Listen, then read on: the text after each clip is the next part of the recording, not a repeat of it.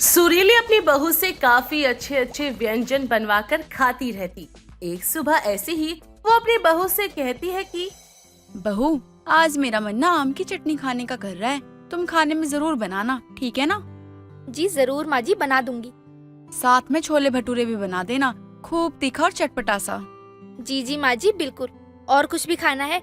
नाश्ते में भी तो कुछ चाहिए होगा ना आपको, बता दीजिए, मैं अभी आपके लिए वो भी बना दूंगी। अरे हाँ बहू, नाश्ते के बारे में तो मैंने सोचा ही नहीं। एक काम कर, कचौड़ी बना दे। और हाँ, अच्छी सी बनाइयो, चटपटी सी बिल्कुल। अपनी सास के कहने पर प्राची कुछ ही देर में सब कुछ बनाकर अपनी सास को लाकर देते हुए बोलती है, लीजिए माँ जी, आपकी कचौड़ी और आम की खट्टी मीठी और तीखी चटनी। हाँ हाँ, ला जल्दी, मेरे मुंह में तो पानी आ रहा है। वाह बहू वाह, क्या स्वाद है, मजा ही आ गया खाकर तो। प्राची के हाथों के पकवान सुरीली बड़े मजे से खा रही होती है। तभी वहाँ पर उसका बेटा सौरभ और पति विनोद आ जाते हैं और सुरीली को चटकारे लेते खाते देख उसका पति विनोद बोलता है, हाँ हाँ, तुम्हें तो मजा ही आएगा, इतना तीखा जो खाती हो। अब जिंदगी का असली मजा तो इसमें ही है ना। जब तक मैं तीखा ना खाऊं मुझे कमजोरी सी लगती है। हाँ हाँ, खूब खाओ। एक दिन सौरभ आते ही प्राची से कहता है, तुम ये सही नहीं करती हो यार। ये जो माँ को रोज रोज चटपटा खाना खिलाती हो ना, इससे कितना नुकसान होता है पता भी है कुछ? पर मैं क्या कर सकती हूँ, मेरी तो क्या, माँ तो पिताजी की भी नहीं सुनती। हाँ हाँ बेटा, बहू को कुछ मत कह, मैंने भी देखा है तेरी माँ को। जब भी उसे कम नमक मिर्च वाला खाना मिलता है तो वो नहीं खाती, उल्टा बहू को सुनाने लग जाती है। माँ भी ना अपनी तबीयत खराब करने में लगी हुई है। अब आप ही माँ को समझाओ ना, वो मेरी तो सुनती नहीं है। ये सब सुनकर सुरीली आकर बोलती है, अरे अब क्या हो गया जो सबको मेरे खाने से दिक्कत हो गई? अरे नहीं माँ, किसी को कोई दिक्कत नहीं है आपके खाने से। पर आपको पता है ना, इतना मिर्च मसाला खाने से पेट खराब हो जाता है। अरे ऐसा क्या देखा है जो तुम इतना डर रहे हो? भला खाने से कोई बीमारी हो जाती है क्या? हाँ माँ, मैं भी अपने दोस्त के घर गया था तो वहाँ देखा उसकी माँ को हॉस्पिटल ले जाया जा रहा था। तो मैंने पूछा कि क्या हुआ, तो पता चला कि उनकी माँ का पाचन तंत्र खराब हो गया। वो भी बहुत ज्यादा तीखा खाती थी। अरे बेटा, तुम दोनों इतना क्यों डर रहे हो? मैं तो घर का ही बना हुआ खाना खाती हूँ ना, कौन सा बाहर का खाना जाती हूँ। तुम इतना मत डरो, कुछ नहीं होगा। हाँ हाँ, इसको तो कुछ कहना ही बेकार है। बेटा तुम छोड़ो इसे, रहने दो। प्राची को मायके जाना पड़ गया। प्राची के साथ उसके पति को भी जाना पड़ा। सुरीली और विनोद दोनों घर पर ही थे, जिसके कारण सुरीली को खुद ही खाना बनाना होता था। तो विनोद सुरीली से कहता है, अरे भाग्यवान, तुम मेरी बात सुनो, आज कुछ साधारण सा ही खाना बनाना तुम, हम दोनों मिलकर खाएंगे, ठीक है ना? अरे क्यों? मैं ये बीमारों वाला खाना क्यों खाऊं? मुझसे नहीं खाया जाएगा। इतना बोलकर सुरीली बाहर जाकर टिक्की और बर्गर खाकर आ जाती है और आकर आराम से सो जाती है। शाम होने पर सुरीली रसोई में काम कर रही होती है। तभी विनोद उससे बोलता है, अरे भाग्यवान, कहाँ हो तुम? जरा एक कप चाय तो पिला दो। अरे हाँ हाँ, लाती हूँ। सिर्फ चाय ही नहीं बल्कि समोसे भी खाओ, पुदीने और मिर्च वाली चटनी के साथ। अरे भाग्यवान, ये कैसी बात कर रही हो? इतना भारी खाना कौन खाएगा? तुम्हें समय मिल गया था क्या समोसे बनाने के लिए? अरे नहीं नहीं, मैंने नहीं बनाए हैं, मैं तो ये सामने वाले हलवाई से लेकर आई हूँ। आप खा भी लो। ना ना, रहने दो, तुम ही खाओ ये, मुझे तो बस चाय दे दो। हाँ हाँ लो, तुम भी ना ऐसे ही डरते हो, कुछ नहीं होता। मुझे देखो, मुझे कभी कुछ हुआ है क्या? मैं तो हमेशा ही खाती रहती हूँ। हाँ हाँ, बोल तो ऐसे रही हो जैसे तुम बहुत मजबूत हो। अरे दाल चावल और रोटी भी बना लेना, ठीक है? मैं तो बस वही खाऊंगा। ठीक है, बना दूंगी। अपने पति को तो वो साधारण खाना बनाकर दे देती है, पर वो खुद बाहर जाकर खाना खाकर आती है। एक दिन ऐसे ही वो सब्जी लेने मार्केट में गई हुई थी। उसको वहाँ पर पानी पूरी वाला दिख जाता है, तो वो बिना खाए नहीं रह सकी और घर पर आते ही उसे उल्टी होने लगती है। ये देखकर उसका पति बोलता है, अरे क्या हुआ? तुम तो मार्केट गई थी ना, तो अचानक से उल्टियाँ क्यों कर रही हो? चलो पहले डॉक्टर साहब के पास चलते हैं। विनोद अपनी पत्नी को डॉक्टर के पास लेकर जाता है, जहाँ वो डॉक्टर से बोलता है, डॉक्टर साहब, जरा मेरी पत्नी को देखिए, इसको उल्टियाँ हो रही है। मुझे तो लगता है इन्होंने कहीं कुछ बाहर का खा लिया है, जिसके कारण इनको उल्टियाँ हो रही है। पता नहीं डॉक्टर साहब, अब तो आप ही बताओ कुछ। देखता हूँ, टेस्ट करके देख लेता हूँ। हाँ हाँ डॉक्टर साहब, मैंने बाजार में ठेले से पानी पूरी खा ली थी, पर आप मुझे जल्दी से दवा दे दीजिए ताकि ये उल्टियाँ बंद हो जाए। ठीक है, दवा तो आप ले जाइए, लेकिन आप ना याद रखिएगा मेरी बात, कुछ भी बाहर का मत खाने दीजिए इनको, वरना दिक्कत हो जाएगी। ठीक है डॉक्टर साहब। सुरीली की तबीयत खराब होने की वजह से अब वो कुछ दिनों तक कुछ नहीं खाती। जो उसकी सेहत के लिए अच्छा हो सिर्फ वही खाती, बाहर का कुछ भी नहीं खाना था। धीरे धीरे सुरीली की तबीयत में भी सुधार होने लगता है, अब उसे कमजोरी भी नहीं होती। ऐसी एक दिन सुरीली को टिक्की वाला दिखाई दिया तो वहाँ से काफी तीखी टिक्की खाती है और काफी सारी पानी पूरी भी खा लेती है और उसे फिर से रास्ते में उल्टी होने लगती है। कुछ ही दूर जाकर वो बेहोश होकर गिर जाती है। बाजार के लोग उसके आसपास घेरा बना लेते हैं। तभी वहीं से वो डॉक्टर साहब भी जा रहे थे जिन्होंने उसका इलाज किया था। उनकी नजर सुरीली पर पड़ती है और वो बोलते हैं, अरे ये तो वही है जो कुछ दिन पहले मेरे यहाँ पर आई थी इलाज करवाने, लेकिन ये यहाँ गिरी क्यों है? सो गई क्या? अरे लगता है बेहोश हो गई। एक काम करता हूँ, अस्पताल लेकर जाता हूँ और इनके पति को भी बुला लेता हूँ। डॉक्टर साहब सुरीली को हॉस्पिटल लेकर आते हैं और विनोद को खबर कर देते हैं। कुछ देर में विनोद हॉस्पिटल आकर डॉक्टर से बोलता है, नमस्ते डॉक्टर साहब, कहाँ है मेरी पत्नी? अरे क्या हुआ उसे? आइए, ये रही आपकी पत्नी। आपको मना किया था ना, इन्हें बाहर का कुछ मत खाने दीजिए, लेकिन आप तो इतने लापरवाह आदमी हो। देखो क्या हो गया आपकी पत्नी को।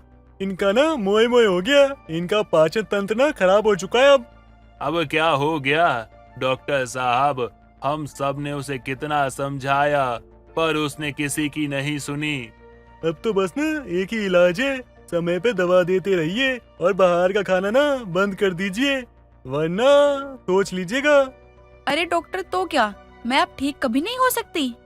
अरे ऐसा नहीं है, ठीक तो हो जाओगी आप, पर फिर भी कभी भी मसाले वाली ना दाल वाल मत खा लेना या कोई दूसरी चीज मत खाना जो आपको खराबी कर सके। अगर ना मेरी बात नहीं मानोगी और ज्यादा खाओगी ना तो अगली बार मेरे पास नहीं आओगी, सीधा कब्रिस्तान जाओगी, समझिए आप। प्राची और सौरभ ये सब सुनकर घर पर आ जाते हैं। घर पर आते ही प्राची सुरीली से कहती है, माँ जी आप चिंता मत कीजिए, मैं आपका ख्याल रखूंगी और आपको बहुत जल्दी ठीक कर दूंगी। लेकिन बहू, डॉक्टर का तो कहना है कि मैं अब बिल्कुल ठीक नहीं हो सकती। अरे माँ जी ऐसा नहीं है, अगर हम सही समय पर इलाज करें और साथ में अपने खाने पीने का भी ख्याल रखें तो हम काफी हद तक ठीक भी हो सकते हैं। तुम सच कह रही हो बहू? क्या ऐसा हो सकता है? हाँ माँ जी ऐसा ही होता है, आप विश्वास रखिए और कभी निराश मत होना, आप जल्दी ही ठीक हो जाओगी। अरे बहू तुम कहती हो तो मैं भरोसा कर लेती हूँ, नहीं तो डॉक्टर की बातों से तो मुझे लगा था कि मैं कभी ठीक नहीं हो पाऊंगी। अरे नहीं माँ जी, डॉक्टर भी सही कह रहे थे, क्योंकि ठीक हो जाने के बाद भी आपको अपने खाने का ध्यान रखना होगा। ठीक है बहू, मैं तो पहले ही अपनी गलतियों की सजा भुगत रही हूँ, पर मुझे आज समझ में आ गया है कि हमें अपनों की बातों को सुन लेना चाहिए। हाँ माँ जी वो तो है, पर कोई बात नहीं, अब तो आप समझ गई ना, वो काफी है, आगे कभी भी ऐसा मत करना। माँ मैं इसी बात से डर रहा था और इसीलिए आपको बार बार समझा रहा था, पर कोई बात नहीं, आप हिम्मत रखिए, आप जल्दी ठीक हो जाएंगी। अरे हाँ बेटा तुम सही कह रहे हो, मैंने पहले ही तुम सबकी बात मान ली होती तो आज ये दिन नहीं देखना पड़ता। चलो जो हुआ सो हुआ, लेकिन अब भी संभल जाओ, आगे के लिए ठीक होगा। हाँ वो तो है, अब मैं अपना ख्याल रखूंगी और दवा भी समय से लूंगी। अब आप सब चिंता मत करो, मुझे माफ कर दीजिए, मेरी वजह से आप लोगों को इतनी परेशानी हुई। सुरीली अब ये सब कुछ खाना छोड़ देती है और अपनी सेहत पर ध्यान देती है। अंजलि उत्तर प्रदेश के कानपुर शहर में रहने वाली एक किसान परिवार की बेटी थी। उसके पिता के तरबूज के कई सारे खेत थे, इसलिए अंजलि को भी तरबूज खाना बहुत पसंद था। उसे तरबूज इतने ज्यादा पसंद थे कि वो तरबूज की ही सब्जियां बना लिया करती थी। उसके घर वाले उसकी इस आदत से काफी ज्यादा परेशान थे, क्योंकि वो अपना खाना पीना भूलकर बस तरबूज ही खाया करती थी। ऐसे ही एक दिन अंजलि की माँ सविता उससे कहती है, बेटा तू कब तक ऐसे ही करती रहेगी? क्या कर रही हूँ माँ? ये तेरा रोज रोज इतना तरबूज खाना अच्छी बात नहीं है बेटा, खाना भी खा लिया कर, सिर्फ तरबूज खाने से ही थोड़ी ना जान आती है। क्या माँ, आपको पता है ना मुझे ये खाना कितना पसंद है। जो भी हो, लेकिन अब से तो तरबूज नहीं खाएगी, समझी? ऐसा कहकर सविता वहाँ से चली जाती है और उसके जाते ही अंजलि फिर से तरबूज खाने लगती है। उसे खाते खाते 3 घंटे हो जाते हैं और वो इन 3 घंटों में 15 तरबूज खा जाती है।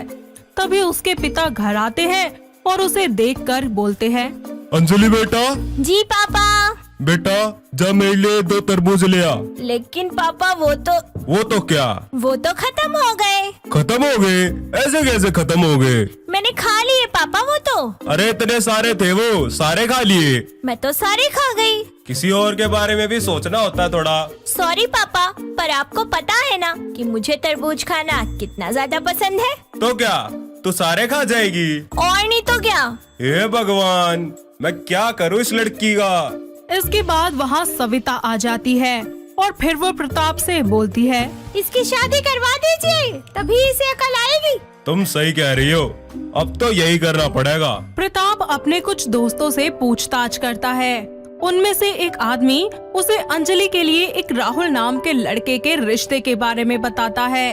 सभी घर वाले राहुल को अंजलि के लिए पसंद कर लेते हैं और कुछ ही दिनों के बाद परिवार वाले मिलकर उनकी शादी की तारीख तय कर देते हैं और पंडित जी 1 हफ्ते बाद का शादी का शुभ मुहूर्त निकालते हैं। आखिरकार शादी का दिन आ जाता है और पूरे रीति रिवाज के साथ अंजलि की शादी राहुल से हो जाती है और विदाई के समय अंजलि अपने पिता के गले लगती है और उनसे कहती है, अब मैं आपको छोड़कर जा रही हूँ। क्या मैं आपसे एक चीज मांगू, मुझे दोगे? हाँ बोलना बेटा, क्या चाहिए तुझे? एक वादा कीजिए मुझसे। कैसा वादा? आप हर रोज मेरे ससुराल मेरे लिए 1 तरबूज भेजेंगे, बस इतना सा काम। ठीक है बेटा, भेज दिया करूँगा। इसके बाद अंजलि अपने ससुराल के लिए रवाना हो जाती है।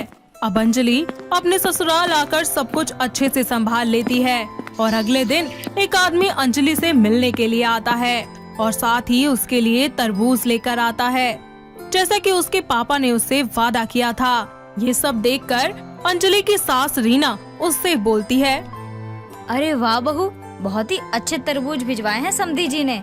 उनको मेरी तरफ से शुक्रिया अदा कर देना। आपकी तरफ से? क्यों माँ जी? अरे उन्होंने हम सबके लिए इतने अच्छे और ताजे तरबूज भिजवाए हैं, इसीलिए। लेकिन माँ जी, ये सब तो मेरे लिए आया है ना। अच्छा, तो क्या सारे तू ही खाएगी अकेले? माँ जी, आपको यकीन नहीं हो रहा क्या मुझ पर? मैं ये सब कुछ अकेले खा सकती हूँ। इस सब के बाद अंजलि एक एक करके सारे तरबूज खा जाती है। रीना के तो होश ही उड़ जाते हैं, उसे कुछ समझ नहीं आता। तो वहीं अंजलि बस 15 मिनट में ही 6 तरबूज खा जाती है। तरबूज खाने के बाद अंजलि रीना से पूछती है, आप बताइए माँ जी, क्या कहना है आपका? अरे मैं क्या कहूँ, मेरे पास तो कोई शब्द नहीं है कहने के लिए तेरी इस हरकत पर। हरकत? ये क्या कह रही हैं? मैंने तो आपको अपनी खासियत दिखाई है। अच्छा, तो तू इसे खासियत कहती है? सारे तरबूज अकेले हजम कर गई नासपीटी और हमारे बारे में सोचा तक नहीं। इसमें सोचना क्या था माँ जी, वो मेरे लिए ही तो आए थे, सो मैंने खा लिए। हाँ हाँ, यही तो तमीज सीख कर आई अपने मायके से। इसमें मेरे मम्मी पापा कहाँ से आ गए? सारा तेरे माँ बाप का दोष है कि ऐसी परवरिश दी है उन्होंने तुझे। बस माँ जी, मैं अपने मम्मी पापा के खिलाफ एक भी शब्द नहीं सुनूंगी। क्यों, गुस्सा आ रहा है अब तो महारानी को? अच्छा चल, एक काम करते हैं, मैं ना तुझे बोलती हूँ कुछ, ना उन्हें बोलती हूँ। उन्हें सीधा यहाँ बुला लेते हैं और आमने सामने बैठकर सारी बातें कर लेंगे। उन्हें यहाँ बुलाने की कोई जरूरत नहीं है, मैं उन्हें कोई तकलीफ नहीं देना चाहती। क्यों? वैसे उन्हें भी तो पता चलना चाहिए ना कि उनकी बेटी ससुराल में आके क्या क्या कारनामे कर रही है। रीना अगली सुबह फोन करके प्रताप और सविता को अपने घर बुला लेती है। इस बात से अनजान अंजलि अपने कमरे में बैठकर तरबूज खा रही होती है। जैसे ही उसके माँ बाप वहाँ पर आते हैं, रीना उसे आवाज लगाती है, बहू जरा नीचे आना। आई माँ जी। अंजलि जैसे ही नीचे आती है तो वो देखती है कि उसके माता पिता हैं। वो तुरंत जाकर उनके गले लग जाती है और फिर पूछती है, मम्मी पापा, आप दोनों एक साथ यहाँ? सब ठीक तो है? हाँ हाँ बेटा, सब ठीक है, तू चिंता मत कर। फिर आप अचानक अचानक यहाँ कैसे? वो बात ये है कि आप रुकिए समधी जी, मैं ही बताती हूँ सब कुछ आपको। इन्हें मैंने ही बुलाया है। लेकिन क्यों? क्योंकि मुझे बात करनी थी इनसे। बात तो फोन पर भी हो सकती थी ना, आपको यहाँ आने की क्या जरूरत थी? अरे बात ही कुछ ऐसी है कि इन्हें यहाँ आने की तकलीफ उठानी पड़ी। क्या बात है बहन जी, बता भी दीजिए अब। अभी बताती हूँ भाई साहब। रीना अंजलि की सारी बातें उसके माता पिता को बता देती है, जिसकी वजह से प्रताप और सविता दोनों को ही बहुत शर्मिंदा होना पड़ता है। फिर प्रताप अंजलि से बोलता है, इसी दिन के लिए हमने तुझे इतना बड़ा किया था बेटा, कि तेरी वजह से दूसरे लोग हमारी परवरिश पर सवाल उठाए। नहीं पापा, ऐसा नहीं है। फिर कैसा है? अब और कुछ भी रह गया क्या सुनने के लिए? नहीं पापा, प्लीज ऐसा मत कहिए। अब आप ही बताइए समधी जी, क्या ये अच्छे संस्कार हैं एक बहू के? मुझे माफ कर दीजिए बहन जी। नहीं पापा प्लीज, आप इन लोगों के आगे हाथ मत जोड़िए। बस अब और कुछ नहीं सुनना मुझे। इस सब के बाद सविता और प्रताप वहाँ से चले जाते हैं और अंजलि रीना से बोलती है, ये ठीक नहीं किया माँ जी आपने। मेरे पापा ने आज तक किसी के आगे हाथ नहीं जोड़े और आपने उनका सिर झुकवा दिया। अरे ये सब तेरी वजह से हुआ है, मैंने ऐसा कुछ नहीं किया।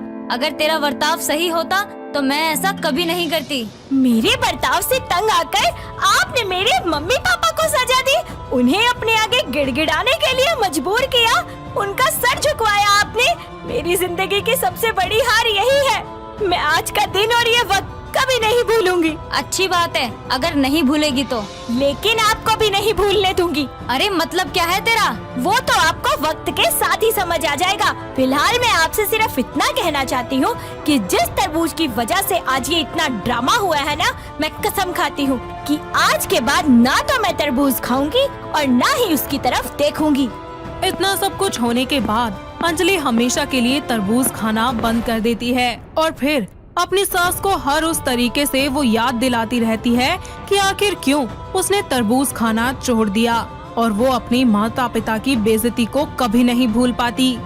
तो दोस्तों, कैसी लगी आपको हमारी ये तरबूज खाने वाली बहू की कहानी? क्या आपके घर के आसपास भी है कोई ऐसी बहू जिसे तरबूज खाना इतना ज्यादा पसंद हो? अगर हाँ तो उन्हें ये वीडियो दिखाइए और हमें कमेंट करके बताइए। रेखा मार्केट से सामान लेकर आ रही होती है, तभी अचानक से वो बेहोश हो जाती है।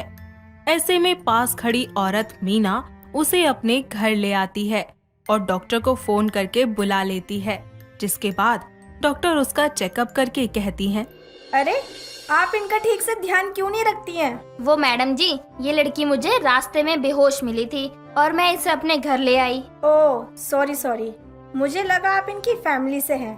देखिए इनका बीपी डाउन है, इसी वजह से ये बेहोश हो गई हैं। हो सके तो होश में आते ही इन्हें कुछ मीठा जरूर खिलाएं, क्योंकि मीठा खाने से इन्हें अच्छा लगेगा। दवाई भी लिख दी है मैंने, आप इन्हें टाइम से दे देना और हाँ, चेकअप करवाने के लिए इन्हें जरूर बोल देना। इतना कहकर डॉक्टर चली जाती है। कुछ ही देर के बाद रेखा को होश आता है और मीना उसके सामने मालपुए की थाली ले आती है और फिर कहती है, अरे बेटा, तुम होश में आ गई? अब कैसा लग रहा है? जी मैं ठीक हूँ, लेकिन मैं आपके घर कैसे आ गई? बेटा, तुम बेहोश हो गई थी तो मैं अपने घर ले आई। डॉक्टर ने तुम्हें मीठा खाने को बोला है, तो लो ये खा लो, तुम्हें अच्छा लगेगा खाकर। अरे नहीं आंटी जी, इसकी कोई जरूरत नहीं है। अरे बेटा शर्माओ मत, बेझिझक खाओ, अभी बनाए हैं। ठीक है आंटी जी। इतना बोलकर वो मालपुए खा लेती है, जिसे खाने के बाद वो कहती है, अरे वाह आंटी जी, ये तो बहुत टेस्टी है, मैंने कभी नहीं खाया। ये क्या नाम है इसका? अरे बेटा, ये मालपुए हैं। आज मेरा मन कर रहा था तो मैंने बना दिए। कैसा लगा तुम्हें खाकर? आंटी जी बताया तो कि बहुत टेस्टी है, क्या आप मुझे और दे सकती हैं? हाँ बेटा, जितना मर्जी खा ले, तू ठीक भी हो जाएगी ये खाकर। मीना ऐसा कहकर उसे और भी ज्यादा मालपुए खिलाती है। साथ ही बातों में रेखा मीना से मालपुए बनाने की रेसिपी भी पूछ लेती है, जिसे जानने के बाद रेखा कहती है, अरे वाह आंटी जी, ये तो बहुत इजी रेसिपी है, मैं घर जाकर जरूर ट्राई करूंगी। अच्छा अभी मैं चलती हूँ, थैंक यू सो मच, आपने मेरा इतना ध्यान रखा और मुझे इतने अच्छे मालपुए खिलाए। अरे बेटा, नहीं ठीक लग रहा तो फिर से आराम कर ले, और हाँ, एक बार डॉक्टर से अपना चेकअप जरूर करवा लेना। डॉक्टर ने ही कहा था, और ये तुम्हारी दवाई। ठीक है आंटी। इस तरह रेखा वहाँ से अपने घर पहुँच जाती है, जहाँ उसकी माँ दिव्यांका उससे बोलती है, अरे बेटा, इतना टाइम कहाँ लगा दिया, मार्केट तो पास में ही थी। वो माँ, मैं ना बेहोश हो गई थी, फिर एक आंटी मुझे अपने घर ले गई, उन्होंने मेरा बहुत ध्यान रखा।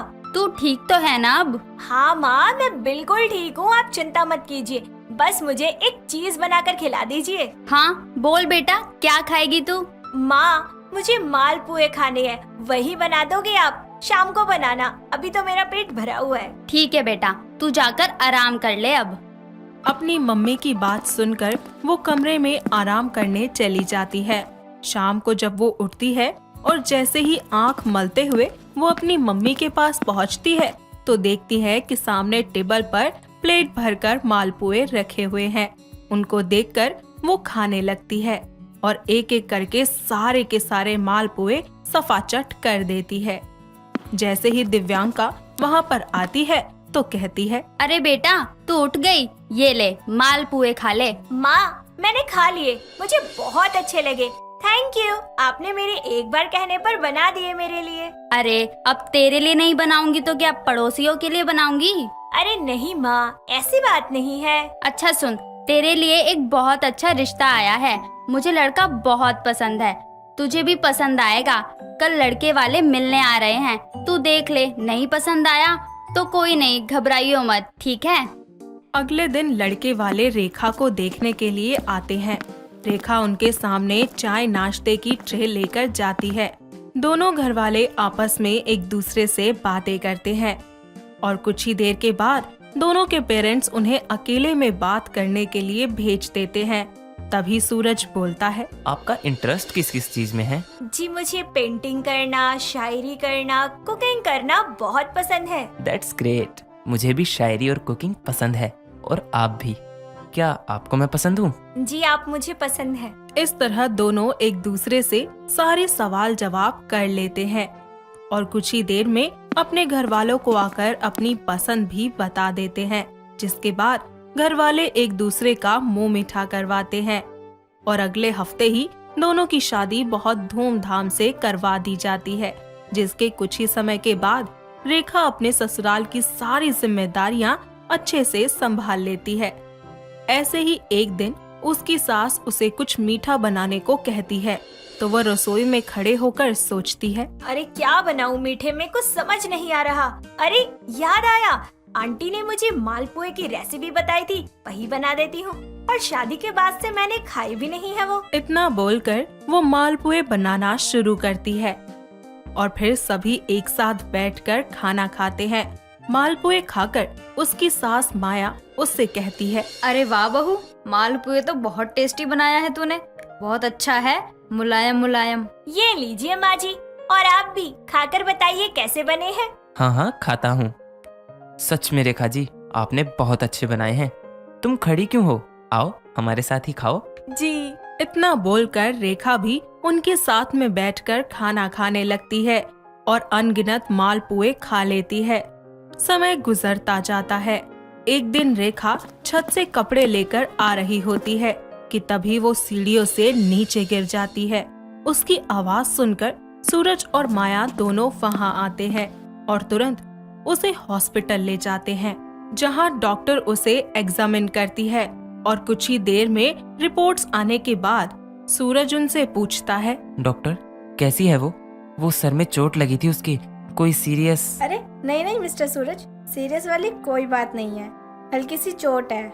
आपकी वाइफ की रिपोर्ट्स में कुछ आया है। क्या डॉक्टर, क्या है रिपोर्ट में? आपकी वाइफ का शुगर लेवल सडनली कम हो गया है, इसी वजह से वो कमजोर है और बीपी भी डाउन हो गया है। उनके शुगर लेवल को कंट्रोल में लाने के लिए आपको उन्हें मीठा खिलाने की सख्त जरूरत है।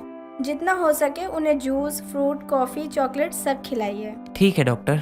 डॉक्टर की बात सुनकर कुछ देर के बाद सूरज और माया उसे वापस घर ले आते हैं। साथ ही उसका बहुत ध्यान रखते हैं, उसे जूस, फ्रूट्स सभी चीजें खिलाते पिलाते हैं ताकि उसकी सेहत अच्छी बनी रहे। ऐसे में अजीब सा मुंह बनाकर रेखा बोलती है, सूरज जी मुझे ये सब नहीं खाना, अगर आपको मुझे मीठा ही खिलाना है तो मालपुए खिला दीजिए ना, बस वो भी तो बहुत मीठे होते हैं। अच्छा ठीक है, वो भी मिल जाएंगे, पर एक शर्त पर, पहले इसे खत्म करो, ये भी जरूरी है। रेखा नहीं मानती और फिर सूरज अपने हाथों से उसे फ्रूट्स खिलाता है और शाम को माया उसके लिए मालपुए बनाकर लाती है और अपने हाथों से खिलाती है, जिसके बाद वो बहुत ही ज्यादा खुश होती है और कहती है, माँ जी आपने मेरे लिए बनाए हैं। अब अगर बहू ने कुछ मांगा है तो उसे देना तो बनता ही है ना। और वैसे भी मीठा खिलाना है तुझे, तो मैंने सोचा मैं तेरे पसंद का ही बना दूं। ऐसे ही वक्त बीतता जाता है और रेखा अब डॉक्टर की बात को बहुत ही ज्यादा सीरियसली ले लेती है, जिसकी वजह से मालपुए उसके पसंदीदा होने के कारण वो उन्हें बहुत ज्यादा मात्रा में खा लेती है और उन्हें इतना ज्यादा खाती है कि अब उसकी तबीयत एक बार फिर से खराब होने लगती है। उसे घबराहट, बेचैनी, सांस फूलना, ये सारे सिम्टम्स होते हैं, लेकिन वो इन सारी बातों को नजरअंदाज कर लेती है। मगर सूरज रेखा की शक्ल देखकर सब कुछ समझ जाता है और उसे फिर से डॉक्टर के पास ले जाता है। दोनों डॉक्टर के पास जाते हैं, जहां डॉक्टर उसका फिर से चेकअप करती हैं और फिर बताती हैं, मिस्टर सूरज, ये आपने क्या करवा दिया? इतना मीठा खिलाने को नहीं बोला था। अब आपकी वाइफ का शुगर लेवल जरूरत से ज्यादा बढ़ चुका है, इसलिए उन्हें सांस लेने में दिक्कत होती होगी, घबराहट, चक्कर, ये सब भी होते होंगे। जी डॉक्टर, यही सब हो रहा था इन्हें, फिर भी चेकअप के लिए नहीं आ रही थी, मैं जबरदस्ती लाया हूँ। आप इन्हें करेले का जूस डेली पिलाइए, बहुत जल्दी असर करेगा वो। नहीं डॉक्टर, मुझे करेले का जूस नहीं पीना। रेखा जी, जितने अच्छे से आपने मीठा खाया है उसी तरह जूस भी पीजिए और ख्याल रखिए। इसके बाद वो दोनों घर लौट आते हैं और जाते ही सूरज उसे करेले का जूस जबरदस्ती पिला देता है, साथ ही उसका ख्याल भी रखता है। रोज रेखा को एक्सरसाइज करवाता है। वो हर एक कोशिश करता है जिससे उसका शुगर कंट्रोल में आ जाए और फिर सभी एक साथ मिलकर खुशी खुशी रहने लगते हैं। दोस्तों, अगर आपको ये कहानी पसंद आई तो इसे लाइक करें, शेयर करें और कमेंट करके बताएं कि कहानी में आपको सबसे अच्छा क्या लगा।